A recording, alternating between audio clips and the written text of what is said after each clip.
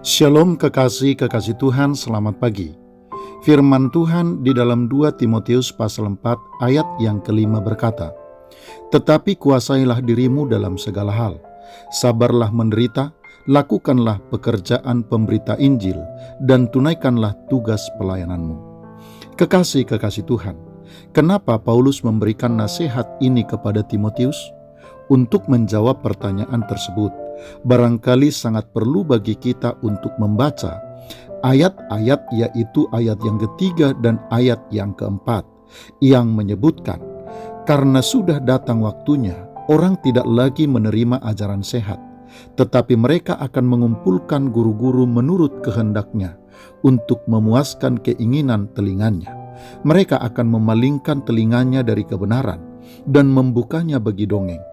Kekasih Tuhan, kecenderungan tersebut ternyata bukan hanya terjadi pada zaman Timotius, tetapi juga pada zaman ini, di mana saat ini banyak orang yang lebih condong untuk memberi hati dan hidupnya kepada perkara-perkara yang tidak bernilai secara rohani.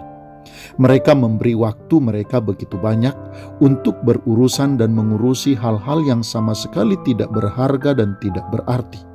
Sebagai akibatnya, kekasih Tuhan, banyak orang Kristen yang bukan saja tidak berubah dan tidak pernah diubah, melainkan juga menjadi pribadi yang tidak pernah bertumbuh secara rohani. Karena pada dasarnya mereka sebenarnya tidak pernah beranjak dan pindah ke tempat yang lain, dan tidak melangkah dari satu persinggahan ke persinggahan lainnya untuk menuju kepada kesempurnaan.